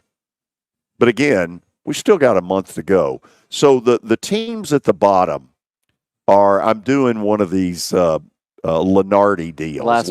First four out. Yeah. A&M, Iowa State, the winner of the LSU-Alabama game, and Pitt. Those are my first 4 out. So A&M still hanging in there, even I mean, by a thread. By a thread. Because that loss. Okay, let me give you an asterisk. For them to have any chance, have to beat Texas. Yep. So I have a comment from Phil in Nashville, who apparently must be a relative. He says that my playoff bracket is an A+. I think this one's pretty good too. I worry about guys. I worry about this. Like, this is what the committee has to think about. But Iowa State and Pittsburgh, I just don't think they're. Like George said, they've been teetering all year, and it finally came to fruition with Texas Tech. I just don't. I think that's one of those games that it's like what happened with TCU a couple of years ago. I think that they don't want the Ohio State. I think Pittsburgh showed something like it may show how good SMU is, but I think Iowa State and Pittsburgh are just. I just don't think they want them in. I don't think they're up to snuff with these other teams. I feel bad that I don't have Army anywhere in here. My opinion will change if Army plays Notre Dame really tough. Do I think that's going to happen? Absolutely not. I think Navy gave you the blueprint of, it's a nice story, but neither one of them play anybody. And so when they got to Notre Dame just physically beat the crap out of Navy at the line of scrimmage. On SMU, which is a really interesting team right now, you talked about how they likely heading to play Miami in the ACC title. Right. If things keep going the way they're going. Do they have to win that? I mean, you're sitting here saying they have to win that to be in the playoff, correct? Because that would be their second loss. I'm not saying that. And you go back to their loss. You remember who they lost to? No, you got to help SMU me. lost to Nevada in week 1. Oh, that's right. Which I think SMU probably has to win out. Well, then you answered the question. Yeah. Right. Yes. Which is the A&M thing. I think you're going to have to start looking at bad losses. Right. Because there's going to be a lot. I don't think there might not be only 1 or 2 teams with 1 loss, but at the end of this. So you're going to be comparing losses, I think, at the very end. Let's take a text first, and then we'll go to a phone call and keep going. Well, back to the Vandy game. Did we catch you off guard there? Oh, just a little bit. Story on YouTube. Not a knock at Vandy at all. They're great, but Auburn didn't make them do anything. That's the part that has really surprised me, Kelly, is that I watched a little bit of the replay of it yesterday morning. I mean, Hugh Freeze, to me, has thrown up the surrender towel on Peyton Thorne and just said, I don't think you're any good, so I'm going to Gerber's baby food it. Yeah, but I think you got to think about this because I think Tony talked about it the other day when he called in. That was the first time Vandy's ever, did he say ever, beaten Auburn at Jordan-Hare. So that's big. Everybody says, well, it's an ugly win. Who cares Doesn't if it's matter ugly? how. A win is a win. That's right. A win is a win. That's what I'm reading my book with Tom Moore about. He's like, of course, he's an Iowa guy, and he was talking about Kirk Ferentz and talking about how everybody was upset that they didn't score any points, but yet they won 10 games last year. And he was like, the whole fact of the matter is winning is all that matters. I don't care how you do it. Your offense may suck, but you still won 10 games. That's the exact same thing. Vandy's never beaten Auburn down there. I don't care if it's ugly or not. It's a win no matter how they did it. It's amazing to me how it comes down to this college stuff and they say, well, is it a good win or a bad win? I don't give a flip. A win is a win is a win. Who cares? Well, the committee will have to care. I know. When they get to I that understand point. that. I just. But And that's specifically why I with text Van, y'all the other night. That's why I text y'all the other night, because I want to ask y'all another question about this transfer portal stuff. But there were so many teams that went down that got upset the other night that you're starting to bring a 3-loss team out of the SEC into the conversation. And I Yep. don't know if that's going to happen this year, but like it may, because a 3-loss SEC team is going to be better than a 1-loss Iowa State or a 1-loss Pittsburgh. I promise you that. For that to happen, you're going to need another weekend where all hell breaks loose, where 3 or 4 that you've got in there now suddenly hit the deck. Don't be surprised if that happens, George, because my whole deal with y'all is I think this transfer portal is starting to rear its kind of ugly head, because now you're getting teams and all this NIL stuff. You're getting teams that they're not playing as a team. It's hard to get a team as a team when you got so many guys. When you got 30, 40, 50 new guys coming in, how do you piece a team together when all of them are worried about, hey, I'm just trying to get to the NFL and make as much money as I can. I don't really care about winning. Well, when you have a weekend like we just had where all this stuff goes crazy and Texas A&M was up here and then they get beat by South Carolina, which South Carolina's not a bad ball team. We know that. But still, all that stuff's starting to rear its ugly head. And when you start losing, are these guys going to fight, or do they really care about the Alabama brand or the Tennessee brand or the Kentucky brand? Do they really care about the brand, or are they just trying to get paid? Clay on line 1. Welcome into 94.9 Fan. Hey, Clay, turn your radio down and talk to us. Okay, let's put him on hold and back at the station, if you will. Ask him to turn his radio down. Eric, line 2, you are up next. Hey, George, it's a big day tomorrow for another reason. The NFL trade deadline's tomorrow. Well, I know that I can't wait. Yeah. George, I'm going to get to the Titans in a minute. One quick thing. If Vanderbilt beats Tennessee, when was the last time you could say in the season Vanderbilt beat Tennessee, Kentucky, Alabama, and Auburn? Has that ever happened? No. Probably FDR. That's what I'm saying. Look, I don't know. I don't have it in front of me. It's probably somewhere in the, as my buddy Wes Durham used to say, the Red Sanders era.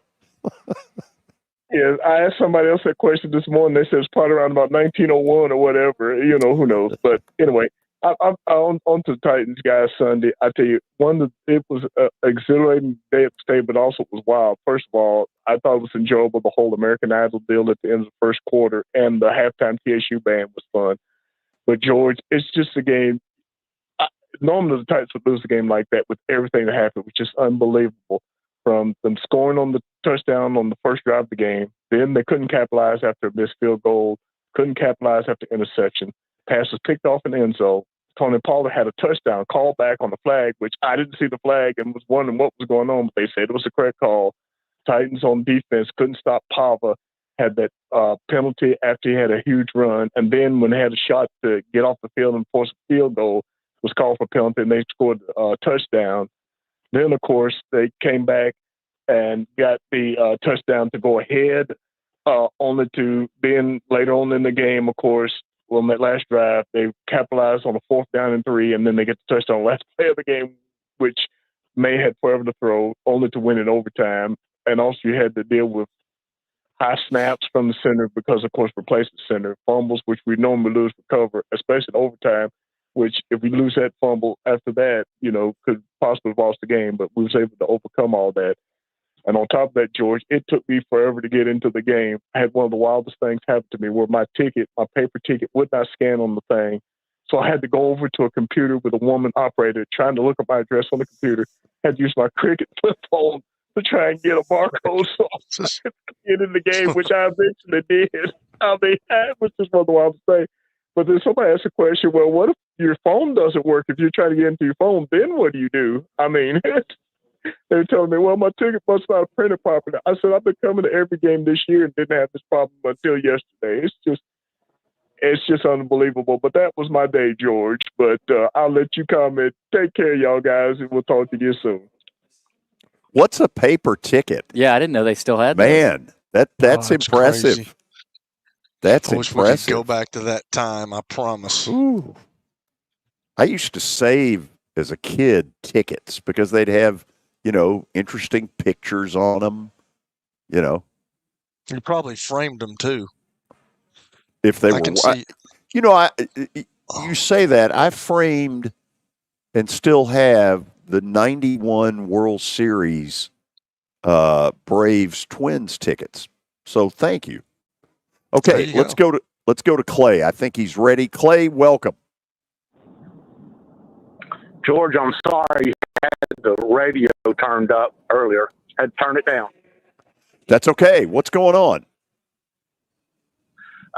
By the way, off the top, I wanted to say to Billy, I watched the podcast after the game.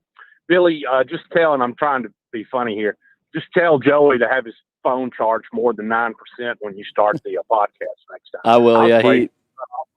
I don't think the outlets in Auburn worked, so he kind of got screwed over there. Anyway, were you at Auburn? I was not. I appreciate it. Hold on a second. Did you tell people you were at Auburn? I was not at Auburn. Where were you? In Nashville. Seems like we're being vague, Kelly. Yeah. I was at my house.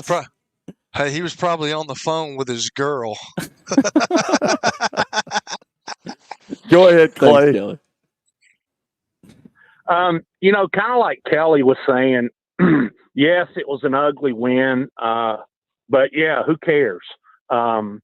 Billy, and I think you said this in the podcast, and I think it's true. And like you said, I'm taking nothing away from Vanderbilt because good teams, when a team makes mistakes, good teams, regardless of how their play looks, they take advantage of those mistakes. And Alabama made some critical mistakes in that win. Missouri made some mistakes to keep us in that game. And Auburn definitely, had their mistakes. But like I said, good teams take advantage of those mistakes.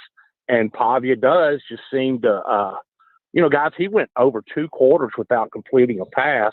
Yeah. And when the chips are down, he just makes the play. Now, and I don't want to sound negative here, George. Over the years, my calls, I'm always positive on Vanderbilt, but I'm concerned about the offense a little bit. I think in some ways, some stuff has been figured out, and I wonder if some of it is our receivers are having a hard time getting open. Junior Sherrill seems to be able to separate the best, and also the health of this offense. I thought it was kind of sad on the 4th and 1 play. Supposedly, Cedric Alexander was a game-time decision, and he took that knee brace off before the game started. And on that 4th and 1, he almost tripped and didn't get it. And so I guess we'll know more tomorrow, Billy, in the press conference. I'm sure you'll be there about the injury update. But Vanderbilt needs to get healthy on offense. Yeah, Clay, you're right about their offense. Ever since the Alabama game, we watched it, guys. They were wrong. They put up 40 points. And, at the time, we didn't think that was a great Alabama defense, but to put up 40, and even going back to Virginia Tech. But I feel like there's enough film out there now to where Vanderbilt is being forced into passing situations more than they did early in the season. Kelly, and for this offense, it's not where they're comfortable. They're comfortable in 3rd and 3, 3rd and 4, 3rd and 5. Yeah. When it's 3rd and 10, they're not typically converting. So that's I think they've got to continue to get into comfortable 3rd downs, and it starts with early downs, and Pavi always talks about that. But, Clay, you're right that they're banged up. Everybody's banged up right now. They've got to get healthy, and I do think they need to try to do some new things with the receivers. They've also got to catch one-on-ones. These last 3 games, your receivers are going to have to step up more than anybody. Stowers is still really consistent. Here's the other thing that's going on. Alabama did not appear prepared whatsoever for what Vandy threw at them. And they paid dearly for it in a loss that may well keep them out of the playoff. I don't doubt that since that time, some people have changed their opinions, and it's more of oh, crap. Vandy's pretty good, and whatever team it is, we've got to be ready to deal with them. And I think people are looking a lot more at tape and trying to figure out what's going on, where in the past they may have had a freebie week. We've got another comment from Doug. Hold on to it. Mm-hmm. Hold on to it. Got to go to the break. Got it. 4:44 if you're watching or listening live. By the way, let me just say that as I look outside, it's getting dark, and that depresses me. This is 94.9. It got dark at 4:30 yesterday. Oh, this sucks. This is 94.9, The Fan. You were in a crash. Yeah. Your kids were in the car with you. We're very lucky to even be telling this story to you. Nikki treated us like family, and she was very caring and loving, and I'm just so grateful for that. She was somebody I could trust, and being a veteran, that's so important to me. My kids are going to have a better life now because I don't have to worry about those expenses that we were out. Your family has really created a legacy of trust, and I would recommend you to anyone. Venture Express has been helping people in this area for more than 40 years. They're headquartered in Murfreesboro with over 30 years of dedicated fleets involving production, manufacturing, and corrugated experiences. They're an asset-based company with over 700 tractors, 4,000 trailers, and 800 drivers. If you need their help, dial them up 615-793-9500 or log on to ventureexpress.com.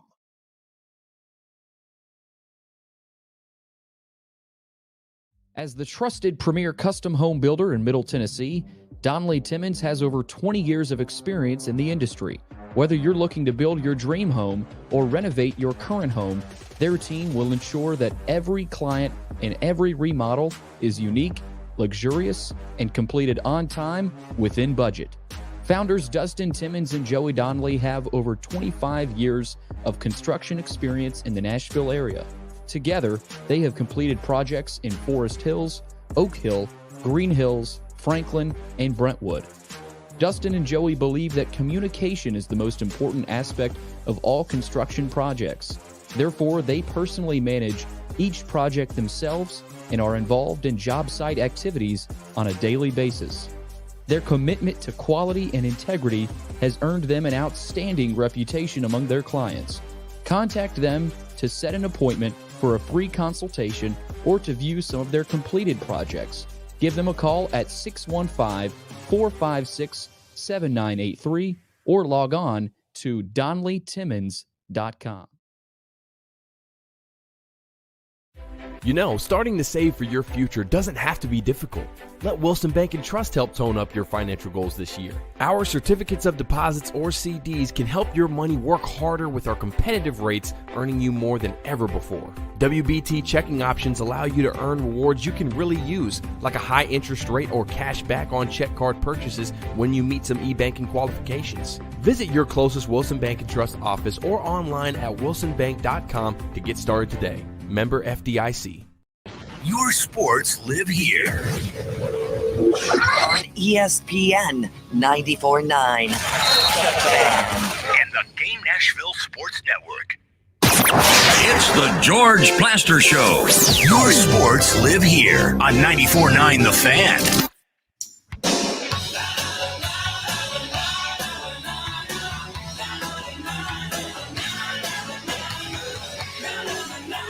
Okay, we are back at 4:48. Let's take a few more texts.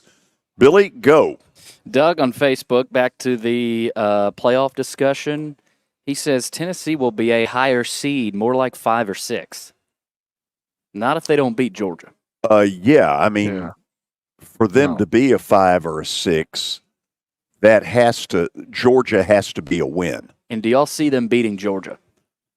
No, but yeah, go Kelly. With the way Carson Beck is playing right now, he's putting them in bad positions. But he can do that because it's like the steel curtain back in the 70s when Terry Bradshaw was learning how to play the position of quarterback, threw a bunch of interceptions.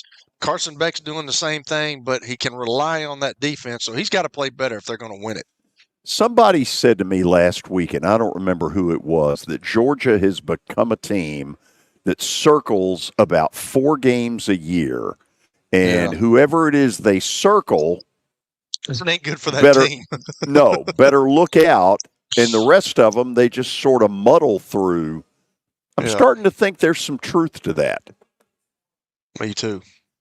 I threw this one out there back to the Titans. The question of the day: what did the Titans win over the Patriots do for you?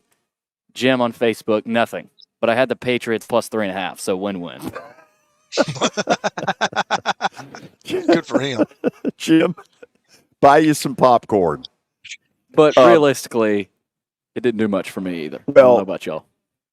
Because you know that part of it is, okay, some of that's the Patriots. They're a bad football team. They probably think the Titans are a bad football team.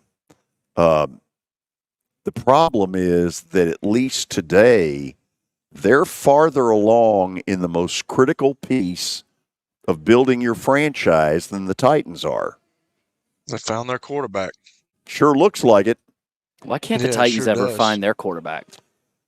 Well, Billy, ultimately, it feels like this thing is this cycle is going to start all over again in one form or fashion, whether it's go sign a free agent quarterback or draft or both. And George, Will Levis. They should hire me to pick one for him. I could pick a perfect one for him. I like that. I think you could. I think before it's over, Will Levis is going to become Kenny Pickett Jr. If he doesn't get it together in the next 7 weeks and show them considerably more than he's shown them, he's going to be Kenny Pickett Jr. By the way, anybody know where Kenny Pickett is? On the bench. Oh, he's on somebody's bench. He's the backup in Philly. I didn't even know that. Oh, is he? Yeah. Oh, I did not know that either. Kelly, it was interesting you brought up, I think it was some point last week, how, for Will Levis right now, what is he thinking? I mean, and how hard is it to keep your spot even as a backup or even as a third string? Because, I mean, most teams carry a third string, right? I know there's probably some that maybe don't week to week, but what does he have to do in the next couple years in your mind to stay in the league? I mean, I don't see him just getting thrown into the curb and having to play in Canada, but you never know. No, he's got some value, but he's got to learn that he can't do the things that he's still doing, Billy. And I'm not in there, guys. I don't know. I don't like talking about this stuff. Y'all know that. I've told you that I'm going to always take up for a quarterback, but it just looks like if you watch the team around him, I don't know if you guys see this, but do they follow him? Is he a leader? Is he somebody that you want to follow on the team? Because when it boils down to it, if you're going to be the quarterback, you have to be the leader of the team. And right now, it just doesn't do it for me. I don't know if he does it for you guys, but that's my big question. Other than his play, are people willing to I know for a fact that Baker Mayfield, for all his ups and downs and all that, I know them dudes love him. I know Peyton was loved. I mean, he's elite, but but it comes also too with getting behind the center and winning games. Everybody loves you when you're winning games. When you're not, though, can you lead and do people follow you? And I'm just not certain of that with him. Right. And the problem is time is running short for him. Every week that he's not able to play, whether you think that's his fault or not, it's just a strike against him because it gives him that much less time when he gets back to start to prove himself. But there is nothing that has gone on this year up to this point that could give Brian Callahan a reason to tell Rand Carthon, sure, I trust him. He's our guy. There's no way. Not yet. Maybe that'll happen. But here on November the 4th, not even close. I know we got to go to the break. Plaster bet of the day, a commitment to excellence, Kelly, as you know. Yes, Yeah. always, as you say. Yes. Whatever. Well, it's coming up next on 94.9 The Fan. Star Physical Therapy was established in 1997 with one great mission: to serve. If you're hurting, don't wait to receive physical therapy. You don't need a referral to see their physical therapist, and early morning and evening appointments are available. Make the call to 615-673-1420 and get rid of that pain. Star Physical Therapy, the official health provider of Football Friday. As you might be able to tell, my buddy Stan Harrison, he's an Alabama Crimson Tide fan, but he's actually here to talk about Apple Collision Centers. Hello, Middle Tennessee. I'm Stan Harrison, CEO of Apple Collision Centers, and we understand the stress it causes in having an automobile accident. We can help you ease the stress of the auto body repair process at our 3 locations. We're conveniently located in Old Hickory, Hendersonville, and Gallatin. We've got rental cars available, we have PDR technicians available, and we have windshield technicians available. Please stop by one of our places and see us if you need our services. And by the way, when you come in his office, this just in, he's a sports fan. By and get an estimate, or you can get one online at www.applecollisioncenters.com. Twin Peaks is the best in the game. Here, it's bigger game days and bolder fight nights. I mean, where else can you find a scratch kitchen that always comes in clutch every day from lunch to late night? Only at Twin Peaks, the #1 sports bar. Football and Fireball is a match made in heaven. And by heaven, of course, we mean Twin Peaks. Spice things up next game day with a shot of our favorite cinnamon whiskey. It's the George Plaster Show. Your sports live here on 94.9 The Fan.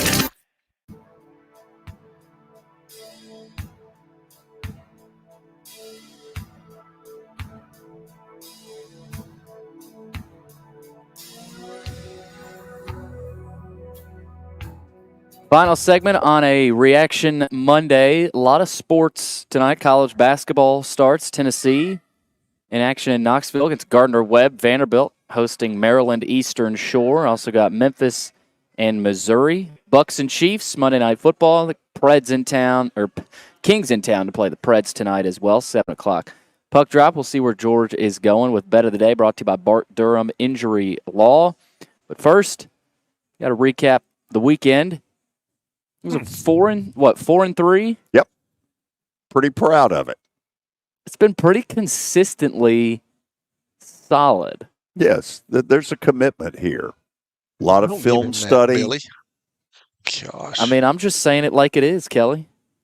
I know, but don't give him all that, man. Who cares? There's a lot of film study that goes on. So That's right. I am going with Kansas City tonight, even though it's a large number. And I'll tell you why. Because Baker Mayfield has started getting back into some old habits that used to get him in trouble. He's throwing a lot of interceptions. This is not a bunch that you want to throw 2 or 3 picks against. If I'm Baker Mayfield, I got to be really careful with the football, because if he turns the ball over, the guy on the other side will light him up.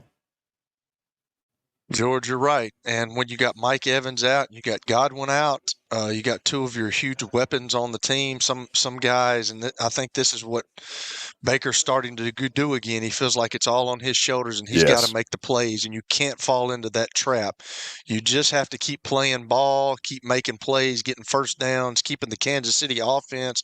We talked about the best thing for a defense is to keep that offense off the field, but if he tries to go macho mode and win the game by himself, it's not going to work. So, Chiefs it is, -8.5. It's a big number, but to go with that number, you've got to believe that Baker hands Kansas City some cheap point. Chiefs. So that's basically it. Tomorrow, Tony Basilio will join us during the 4 o'clock hour. We'll get knee deep into Tennessee's Titanic tilt with Mississippi State. Another big one for them. Hail State. Billy, don't go home and get on your bed and talk to your girlfriend for 3 hours. Your mom and dad are tired of paying that cell phone bill, Hoss. Wow. A lot of incriminating evidence. Kelly, learn how to pick an underdog pick, you bozo. We're out of here. Hey, See you tomorrow. I agree. See you.